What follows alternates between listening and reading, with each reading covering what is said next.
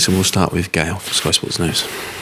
Gareth, maybe not the contest you wanted after the sending off, but plenty of positives still. What was the top few for you? Who really impressed? Well, across the week I've been really pleased with the new caps, or those that have only had a handful of caps previously. So from the back, Ben White again tonight, I thought very composed, played a couple of lovely passes in a position that he has played but is not obviously his first choice.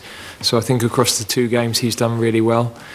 I think Tyreek is a different sort of profile to our other fullbacks, and he made some good defensive decisions tonight. He's quick, aggressive to get out to people, so he can be really pleased with what he's done. Jude, I thought had a very mature performance and really positive step for him. And I thought Jack and Raheem in that first half in particular, well, throughout, but in the first half when the game was still 11v11, they looked like they were going to be the ones to make the difference and open the game up. So nice for Ollie to get his goal. That's a real plus. But I thought Jack and Raheem were the two that provided the real top quality, and some of the link with Jude as well was very good. Maybe not so positive, the booing for the second game in a row for Maguire. Ever since you've taken over, you've worked very hard, haven't you, to have a connection with the fans. Does that make it even more disappointing to hear that aimed at one of your own players on a home ground? Well, it doesn't necessarily make it more disappointing, but I don't understand how it benefits anybody, because we're either all in it together or we're not. I would imagine if you asked a few actually why were they doing that, they might not even be able to answer, because it becomes a mob mentality.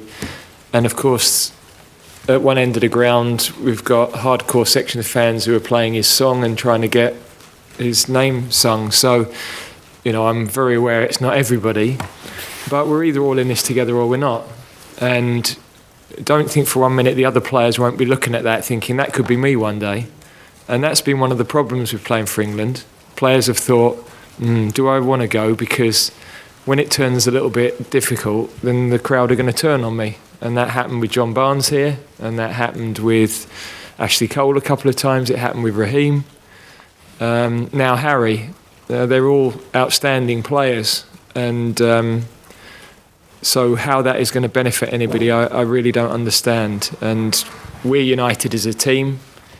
We need a Harry Maguire playing well if we're going to have a chance of doing well this summer, because we're not going to win a World Cup with a load of players that have got 3 or 4 caps. That's not happened in the history of the game. So we need our experienced players playing well, particularly in those positions of the field. He's top quality. In my opinion, he's the best centre-back at his club as well.